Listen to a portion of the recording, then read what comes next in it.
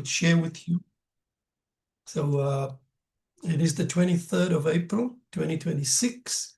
And tonight I would love to just share a few thoughts, might be a little bit longer than usual, on the incense of prayer, God's judgment in prayer or through prayer. We'll find two scripture verses, one out of Revelation 5:8, and then also Psalm 141. Now, it says in Revelation 5:8, now when he had taken the scroll, the 4 living creatures and the 24 elders fell down before the Lamb, each having a harp and golden bowls full of incense, which are the prayers of the saints. Now, the book of Revelation here gives us a fascinating picture of golden bowls filled with our prayers at the throne of God. What is this telling us tonight? Why would our prayers be presented this way? Now, prayer in symbolic imagery is considered by God as incense, a sweet aroma to Him. When we pray, it's as if a golden bowl of incense is being carried to the very throne of God on our behalf in heaven. And then again in Psalm 141, verses 1 and 2, David writes, he says, Lord, I cry out to you. Make haste to me. Give ear to my voice when I cry out to you. Let my prayer be set before you as incense, the lifting up of my hands as the evening sacrifice. So to understand what this picture of prayer tells us requires us to consider both the gold of Revelation 5 and the incense of Psalm 141. There are two issues here I would love to enlarge upon quickly. Firstly, we do not store worthless items in golden bowls. We keep only what we cherish in such a valuable vessel. So the golden bowls are indicative of the degree of preciousness our prayers represent to the Lord. Even though we may feel our prayers are insignificant at times, the Lord treasures it when His sons speak to Him. He hears every word. And then secondly, what we see is our prayers are like incense. There are several aspects to our prayers being like incense throughout the scriptures. But in this instance, in Psalm 141, the focus seems to be on the sweet-smelling aroma. The prayer of the sons of God are presented as pivotally important to the outworking of God's purposes and the inbreaking of God's judgments in history, as seen in Revelation 8, verses 3 to 5, which states, then another angel having a golden censer came and stood at the altar. He was given much incense, that he should offer it with the prayers of all the saints upon the golden altar, which was before the throne. And the smoke of the incense with the prayers of the saints ascended before God from the angel's hand. Then the angel took the censer, filled it with fire from the altar, and threw it to the earth. And there were noises and thunderings and lightnings and an earthquake. So we can see the connections between the church's governmental prayers on earth and everything that result upon the earth indicate that such prayer occupies a key place in the coming of God's kingdom. That is His rule and His government in the world. So here in Revelation 8, we see the interaction of the accurate prayers of the sons of God on earth, described as incense, being mixed with the fire from the altar in heaven then being hurled onto the earth to bring about dynamic change within satanic and humanistic systems. In the tabernacle of Moses and the temple of Solomon, incense was offered morning and evening to the Lord. And the incense presented to God in his heavenly temple is the prayers of his people. This indication of prayer as incense draws upon the imagery of Psalm 141, verse 2. O Lord, I call upon you. David says, hasten to me, give ear to my voice. When I call to you, let my prayer be counted as incense before you, and the lifting up of my hands as the evening sacrifice. So David's incense prayer that follows in this Psalm 141, after his statement in verse 2 that we have just read, is a petition for God's justice and God's divine judgment upon David's wicked oppressors.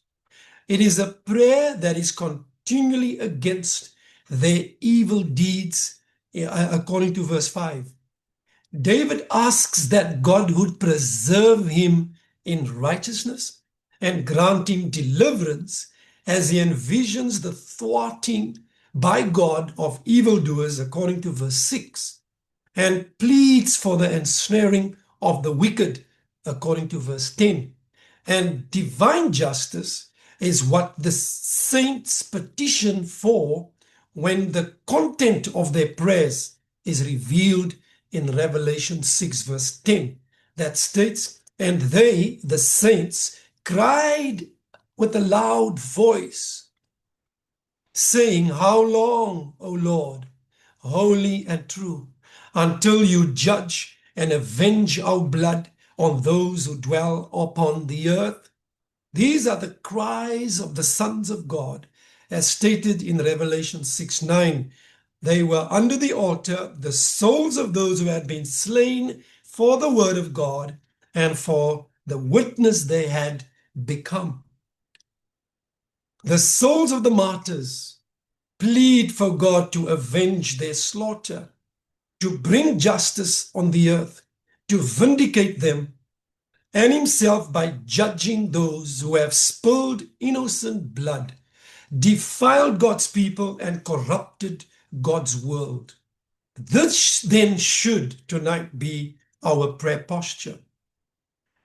In the earth, a cry for vengeance and judgment against all evildoers who have and are still spilling the blood of the innocent, whether by war, by persecution, or willful indignation against the weak, the marginalized, and the vulnerable.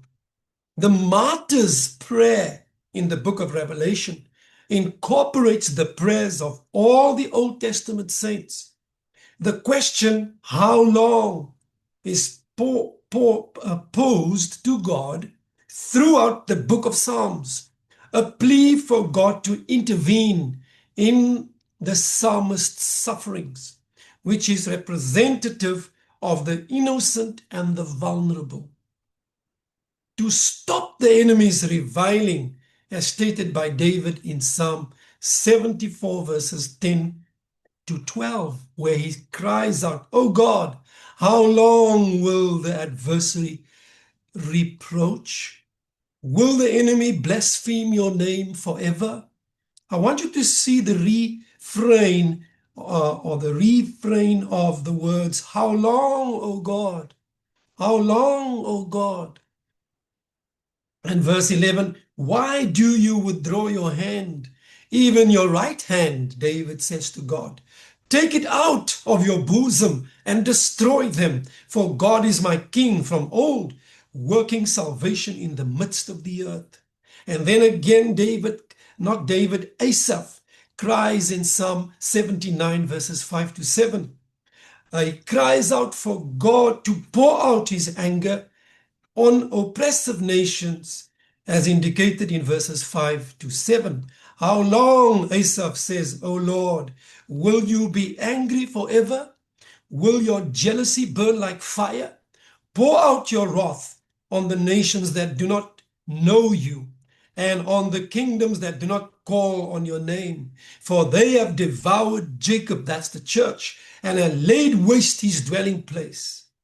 Then in Psalm 94, verses 1 to 7, David cries out for God's sovereign intervention when he says, O Lord God, to whom vengeance belong, O God, to whom vengeance belong, shine forth, rise up, O judge of the earth, render punishment to the proud. Lord, how long will the wicked triumph? They utter speech and speak insolent things. All the workers of iniquity boast in themselves. They break in pieces your people, O Lord, and afflict your heritage. They slay the widow and the stranger and murder the fatherless. Yet they say, the Lord does not see, nor does the Lord God of Jacob understand. This is a cry for God to do something, anything, to interrupt injustice and alleviate his people's pain. Then in Deuteronomy, the answer comes, 32 verse 43, that promises that God avenges the blood of his children and takes vengeance on his adversaries. He repays those who hate him and cleanses his people's land. And this promise in Deuteronomy 32 verse 43 is the basis of the petition of Psalm 79 verse 10 that we just read, that states, why should the nations say, where is their God?